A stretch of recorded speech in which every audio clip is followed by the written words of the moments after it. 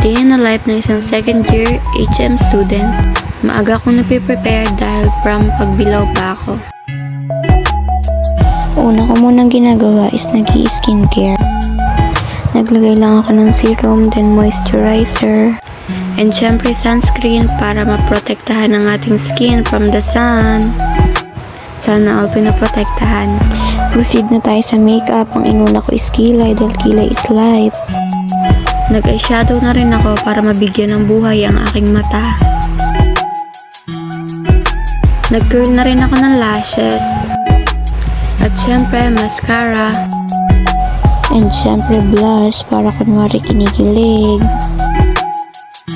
Inayos ko na rin yung buhok ko dahil nga bawal sa school ang nakalugay. Nag-ponytail nga lang pala ako dahil tinatamad ako mag-bun.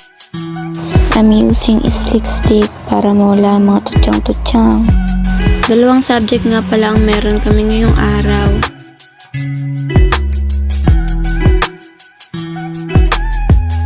And syempre pabango para hindi tayo nangangasim. Nag-apply na rin ako ng lip tint para hindi naman ako nagmumukhang maputla. And ready na umalis. Naglakad na lang pala ako papuntang sakayan ng bus. Medyo malapit lang naman, so caring-carry.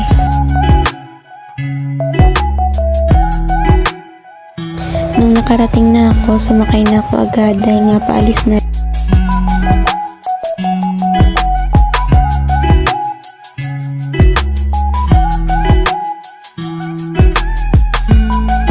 Mga 30 minutes lang naman ang biyahe, kaya nakarating din ako agad. Naglakad na rin ako papasok ng school.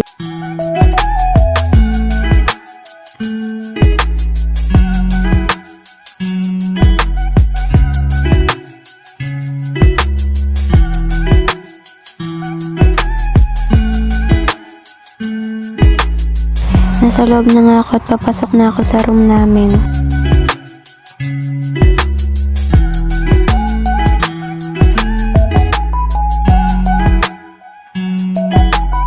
Ang subject nga pala namin ngayon ay supply chain management. Nag-discuss lang naman si sir and yan ako na kunwari nakikinig. After that, kumain na muna kami. Second class nga pala namin ng accounting and may exam din kami ngayon.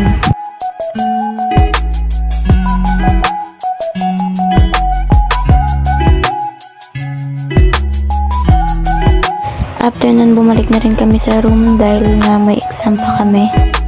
So ayan ako na nagpapanggap na nagre-review. Hindi na rin kami nakapag-exam dahil nag-announce si sir na next week na lang daw. Umuwi na rin ako agad dahil nga sasamahan ko pa si mama mag-grocery. Nag-grocery na nga kami dahil ubos na ang stock ng food sa bahay. So ayan ako habang nagtitingin ng mga pwedeng ipabili. After nga nun ay nagbayad na rin kami sa cashier. Dahil nga hapon na rin kami natapos, nagre-ready na ako para matulog.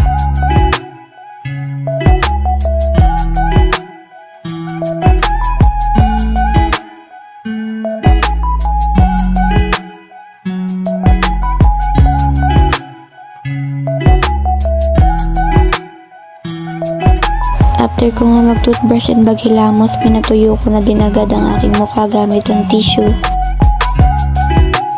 Naglagay na nga uli ako sa aking mukha ng serum.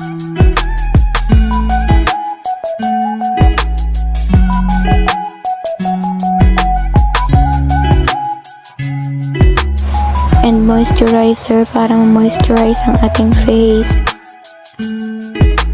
Naglalagay nga din pala ako ng lip balm bago matulog para hindi dry ang lips pagkagising.